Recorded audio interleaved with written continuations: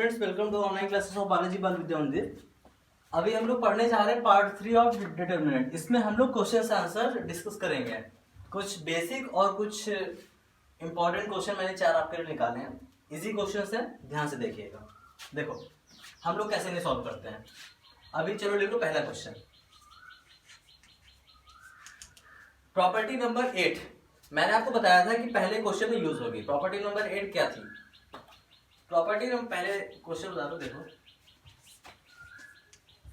49 39 26 1 7 2 6 4 3। 8 में मैंने कहा था कि अगर हम किसी भी नंबर में कोई नंबर गुणा करके किसी में ऐड कर दे तो कोई फर्क नहीं पड़ेगा। अब देखो, अब इसको मुझे सॉल्व करना है। ठीक, सॉल्व करने के लिए हम चाहे तो इसको सीधा खोल भी सकते हैं। फॉर्मूला मैंने आपको बताया था खोलने वाला, लेकिन अगर ऐसे खोलोगे तो आंसर आने के चांस बहुत कम रहते हैं। तो ऐसे में हमें क्या करना चाहिए? ऐसे में कोशिश करो कि या तो पूरी डिटरमिनेंट कहीं भी 2 जीरो आ जाए। क्या हो जाए? कहीं भी 2 जीरो आ जाए। जैसे मान लो किसी 2 नंबर में यहां पर 2 जीरो आ जाएंगे। टेक्निक समझना है। यहाँ मान लो यहां तुम्हारे जीरो आ गए। ठीक, यहां 2 नंबर अगर जीरो आ जाएंगे तो तुम इसी को लेकर के डिटरमिनेंट खोल दो। कैसे? मान लो यहां जीरो, अब क्या करोगे? एक 49 से, ठीक, ऐसे फिर प्लस, फिर क्या करोगे? जीरो लोगे, जीरो गुणा, ठीक, फिर लोगे जीरो जीरो। ऐसे तो खोलते हो ना, माइनस, ऐसे तो खोलते हो ना। अब देखोगे ये खत्म हो जाएगा। सिर्फ इसी को सॉल्व कर दोगे आंसर। अभी हम क्यों नहीं खोल रहे हैं? क्योंकि 3 नंबर है, 1 2 3, बहुत बड़ा क्वेश्चन हो जाएगा। हमें तो क्वेश्चन को आसान करना है। तो देखो क्या करना है। अभी हम लगाएंगे इसमें कोई प्रॉपर्टी। देखो जैसे मान लो ये क्या लिखा है 49। अब ध्यान दो, अगर हम इसमें 8 से गुणा कर दें और फिर इसमें से घटा दें, इसमें 8 से हम गुणा करके इससे घटा दें तो क्या होगा? 6 48, 49 में से 6 चला जाएगा, कितना बचेगा? अब हम करके देख लेते हैं। हम क्या करने जा रहे हैं? C1 टेंस टू, यानी कि 7 में करने जा रहे हैं 7 माइनस 8 गुणे C3। हम यानी कि C1 की जगह हम लिखने जा रहे हैं C1 में से C3 में 8 गुणा करके।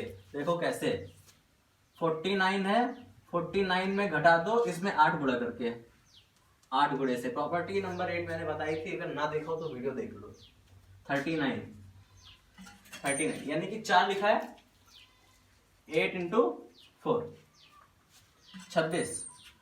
26 में से 3 है, 8 इंटू 3, बाकी नंबर ऐसे उतार दो। 1 7 2 6 4 3। कोशिश क्या करो 2 जीरो आ जाए, या फिर यहाँ देखो क्या होता है। 49 में से 48 जाएगा, कितना बचेगा? 1। 39 में से 32 जाएगा, कितना बचेगा? 7। 26 में से 24 जाएगा, कितना बचेगा? 2। ठीक, बाकी नंबर उतार दो। 1 7 2 6 4 3। अब बच्चों ध्यान करो, एक प्रॉपर्टी थी जिसमें मैंने कहा था कि अगर 2 पैरेलल नंबर अगर सेम हो तो उसका आंसर क्या होता है? 0। पहला क्वेश्चन आपका हो गया। ठीक,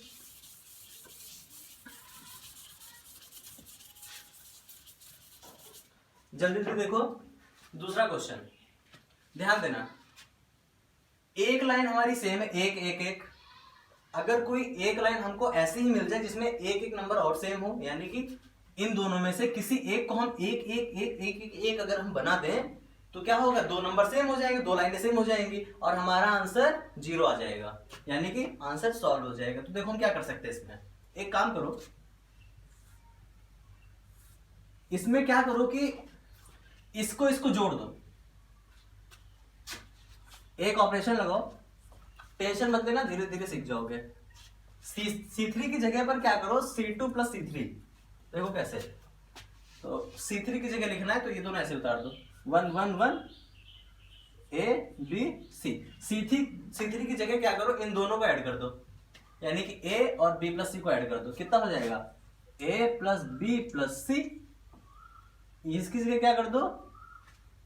B plus C plus A। यहां पर क्या होगा? C plus A plus B, A plus B plus C, A plus B plus C, A plus B plus C। अब देखो, एक प्रॉपर्टी मैंने बताई थी कि अगर तीनों में से कुछ नंबर, यहां पर देखो क्या है, मैंने कहा था जैसे कोई नंबर अगर हम इसमें गुणा करेंगे, ठीक, तो गुणा करेंगे तो उसमें हम तीनों पर गुणा कर देंगे, ठीक। और अगर हम कोई नंबर बाहर निकालें, यानी कि देखो ये नंबर यहां भी, यहां भी, यहां भी है, अगर हम ये a प्लस बी प्लस सी बाहर ले लें तो ये तीनों में से बाहर चला जाएगा, तो क्या बचेगा? देखो कैसे हम क्या कर रहे हैं, a प्लस बी प्लस सी तीनों में एक ही नंबर है ना, इसको हम कर लो बाहर, a प्लस बी प्लस सी, तो 1 1 1 a b c, यहां क्या बचेगा, a प्लस बी प्लस सी तो तीनों में से गया ना, 1 1 1। एक चीज ध्यान रखना, जब हम 3 में से बाहर लेंगे तो उसे एक बार लिखेंगे, ठीक। ऐसा नहीं होना चाहिए कि यहां 2 पर लिखा, यहां पर कुछ और, यहां पर a प्लस बी प्लस सी नहीं है तो हम कॉमन नहीं ले पाएंगे। जब नंबर तीनों में होगा तभी हम उसको कॉमन करके बाहर करेंगे, ठीक। अब समझना, 2 पैरेलल लाइन देखो सेम है, 1 1 1 1 1, तो आंसर क्या हो जाएगा, 0 0 नहीं, तो a प्लस बी प्लस सी, ठीक, इंटू यानी कि गुणे 0, इसका 0 हो गया तो आंसर कितना हो गया, 0। उम्मीद करता हूं समझ गए होंगे। क्वेश्चन नंबर 3, अब यहां से थोड़ा सा डिफिकल्ट है, वो था बेसिकली। अब ध्यान दो, इस क्वेश्चन में हम क्या करें, अगर हमको कोई नंबर गुणा करना है तो हम कैसे गुणा करेंगे, हम इसमें एक काम करते हैं, इसको, इस पूरी लाइन को a से गुणा कर दो, इसको b से गुणा कर दो, इसको c से गुणा कर दो, उससे देखो भी क्या होगा। तो अगर हमें मान लो इसके अंदर कुछ भी गुणा करना है, हमें किससे गुणा करना है, a b और c, यानी कि a से b से और c से, ठीक, समझना। तो हमें जब हम a से गुणा करेंगे तो हमें किसी एक पूरी लाइन को a से करना पड़ेगा, इसको कर दो a से, a into B square C square, इसको भी करो ए बी सी, इसको भी करो a इंटू बी प्लस सी, ठीक, इसको करो b से, कितना हो जाएगा, b इंटू सी स्क्वायर ए स्क्वायर, इसको करो b से तो कितना हो जाएगा, ए बी सी, यहां भी हो जाएगा, इसको करो b से तो b इंटू सी प्लस ए, इसको किससे करोगे, सी से करोगे, सी से करो, क्या हो जाएगा। एक चीज ध्यान दो, यहां पे तुम्हें ऐसे लिखना पड़ेगा, 1 अपॉन में ए बी सी, ये हमने इसलिए किया बच्चों क्योंकि जैसे ए बी सी हमने क्या किया कि ए से गुणा किया, बी से गुणा किया, सी से गुणा किया, फिर जब हम a अगर हम बाहर लेना चाहे तो क्या आएगा, a, यहां से अगर हम b बाहर लेना चाहे तो b आ जाएगा, और इसमें से हम c बाहर लेना चाहे तो c आ जाएगा, ठीक। फिर इन दोनों को हम काट देंगे तो कोई फर्क नहीं पड़ा।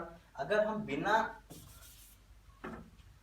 अगर हम यहाँ पर a b c लिखे ही अगर हम गुणा कर देंगे तो हमने तो अपनी तरफ से क्वेश्चन में कुछ डाल दिया ना। मैथ कहता है कि आप क्वेश्चन में कुछ भी करो लेकिन क्वेश्चन पे फर्क नहीं पड़ना चाहिए।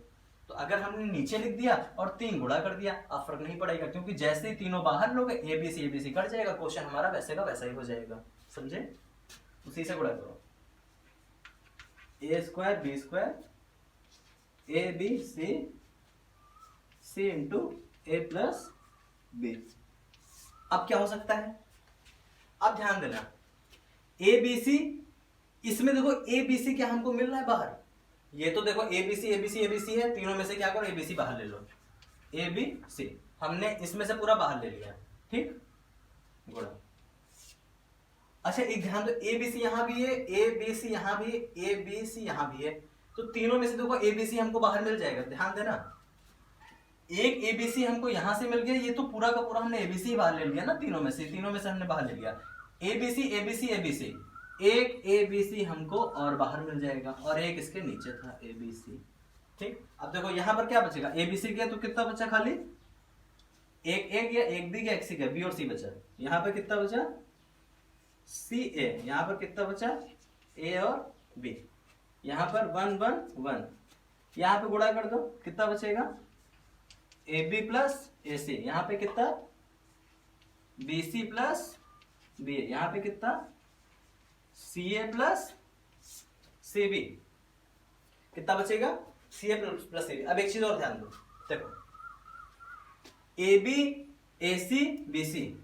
अब ध्यान दो, अगर हम इसको जोड़ देता तब देखो क्या होगा। वहां पर क्या करो, C3 tends to C1 plus C3, देखना। तो हमें C3 की जगह लिखेंगे ना, तो ये दोनों ऐसे ही लिख दो, BC CA AB 1 1 1, ठीक है। अच्छा जरा जोड़ के यहाँ पे लिखना है ना, ऑपरेशन लगा रहा हूं। तो क्या था, AB प्लस AC पहले से था, इसमें AB जोड़ दो प्लस BC, ठीक। इसमें देखो BC plus BA plus CA, last CA plus CB plus AB। अब ध्यान दो, ये क्या तीनों एक ही नहीं, AB plus BC plus CA, AB plus BC plus CA, AB plus BC plus CA। अब क्या हो जाएगा, पूरे में से AB plus BC plus CA क्या हो जाएगा, कॉमन। यहां पर देखो AB plus BC plus CA, ये क्या हो गया, कॉमन। और एक ABC यहां क्वेश्चन में, एक ABC यहां बचा था, ठीक। बोला अब डिटर्मिनेंट के अंदर क्या बचा, ध्यान देना, BC CA AB पहले जो लिखा था, BC CA AB, ठीक। एक 1 1 1 यहां पर था, ठीक। अब जब हमने ये पूरा बाहर ले लिया तो यहाँ क्या बचेगा, 1 1 1 ही तो बचेगा, क्योंकि बाकी पूरा बाहर चला गया। और वही प्रॉपर्टी फिर से यूज करो, 1 1 यहाँ भी है, 1 1 यहाँ भी है, दो पैरेलल लाइन एक जैसी हो गई, आंसर क्या आया, 0। देखो कैसे, 1 1 1 यहाँ भी तो बचेगा, क्योंकि AB plus BC plus CA तो चला गया बाहर, तो यहाँ क्या छोड़ गया, 1 1 1, 3 यहाँ 1 3 यहाँ 1, आंसर क्या हो गया, 0। तो देखो ABC plus AB plus BC plus CA into 0, पूरा आंसर क्या हो गया हमारा, 0।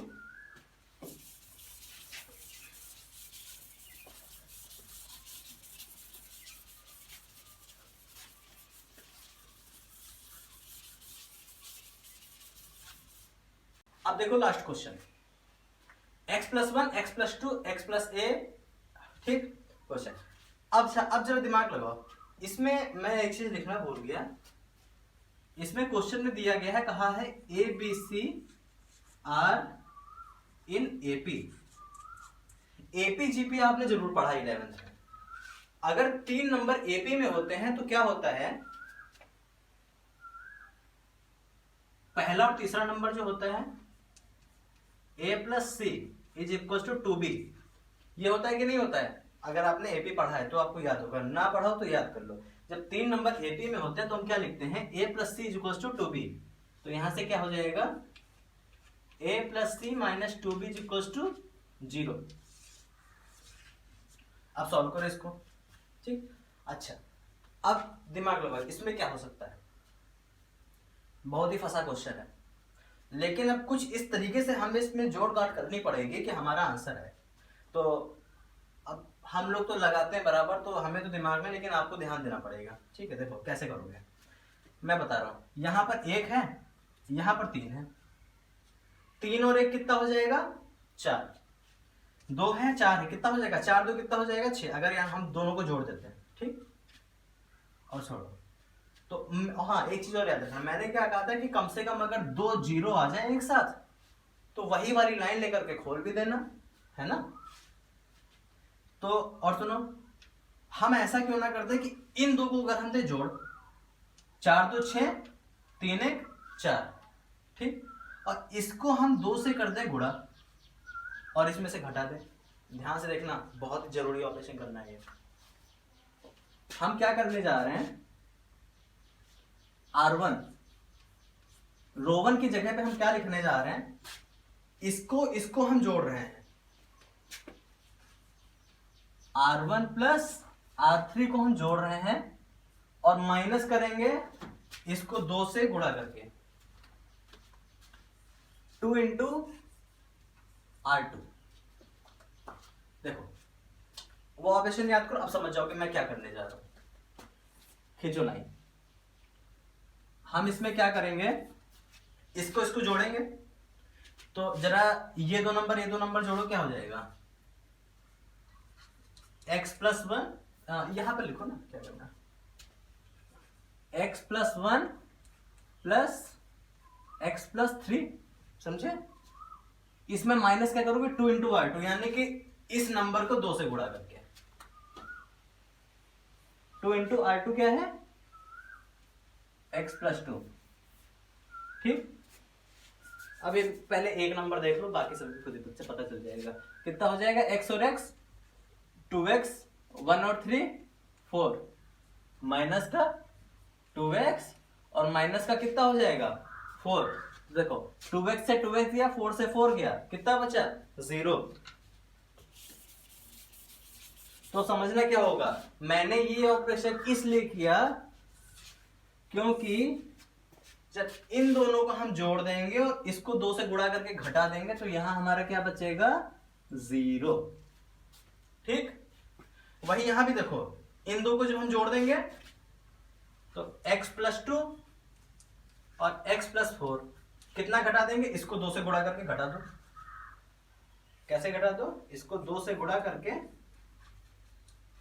x प्लस 3, तो x और x, 2x, 4 और 2, 6, और इसको घटा दो जरा, तो माइनस का 2x और माइनस का 6, देखो 2x से 2x गया, 6 से 6 गया, क्या बचा, 0। समझ रहे हो। और मैंने कहा था कि कम से कम 2 0 आ जाए, बस वहीं पे रख के खोल दो, आंसर आ जाएगा तुम्हारा।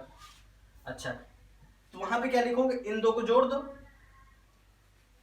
तो x plus a plus x plus b, और माइनस कितना करोगे, इसको 2 से गुणा करते हैं, 2 से गुणा कर दो तो ये हो जाएगा 2x माइनस का 2b, समझना। तो x और x कितना हो गया, 2x, a plus b minus का 2b और प्लस माइनस का 2x। अब देखो 2x तो चला गया ना, कितना बचा, a प्लस b माइनस का 2b, a प्लस b और माइनस का 2b, ठीक है।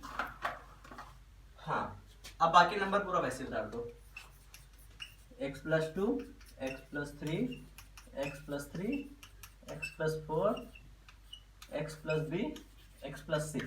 अब देखो दो तरीके हैं समझना,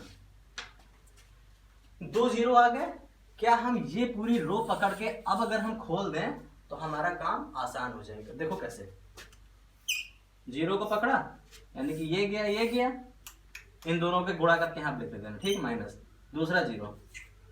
अब क्या करोगे, ये गया, ठीक, इन दोनों को गुणा करके यहां पे लिख देना, ये तीसरा नंबर बचा, plus a plus B minus का 2b।